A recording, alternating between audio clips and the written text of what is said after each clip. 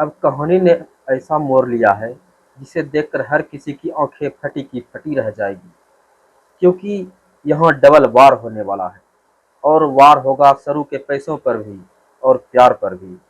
अनिका अब घर में झाड़ू पोछा कर रही है, बर्तन धो रही है, घर के छोटे छोटे काम कर रही है, और ये सब हो रहा है सिर्फ और सिर्फ सरू की वजह से।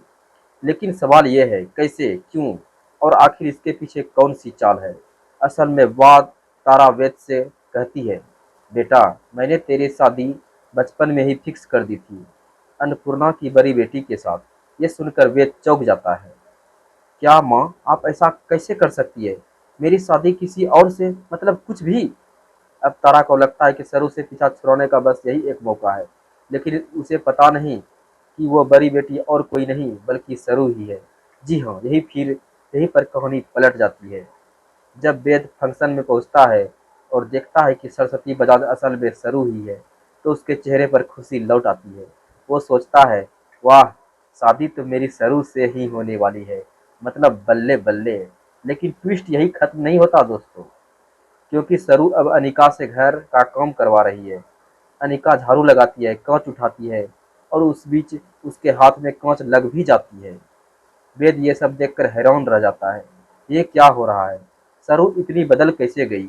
तभी रचना कहती है, भाई पैसे आते ही सरू बदल गई है क्या? कॉलेज में तो थप्पड़ खाने वाली लगी थी, और आज देखो, बिल्कुल अलग। यही मौका अनिका भुनाती है। वो वो प्लान बनाती है कि अब वेद को दिखाना होगा कि सरू मुझ पर अत्याचार कर रही है। दूसरी ओर कामिनी अपनी चाल चल रही है। उसका इरादा है कि किसी भी तरह वो कागजात को झूठा साबित कर दे और सरू को इस घर से निकाल दे। अब खेल और बड़ा हो गया है। एक तरफ अनिका अपने नाटक से वेद को फंसाना चाहती है, दूसरी तरफ कामिनी चाहती है कि सरू को घर से बाहर फेंक दे। दोनों का निशाना एक ही है, सरू को बर्बाद करना।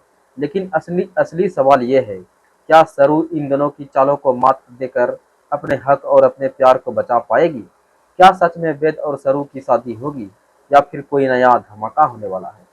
दोस्तों, अब सीरियल सरू में कहानी पहुंच चुकी है असली क्लाइमेक्स पर। आप कितने एक्साइटेड हैं इस डबल वार वाले ट्विस्ट को देखने के लिए? हमें कमेंट में ज़रूर बताइए। और हाँ, ऐसे ही मज़ेदार ट्विस्ट और अपडेट्स के लिए हमारे चैनल को सब्सक्राइब करना मत भूलिए।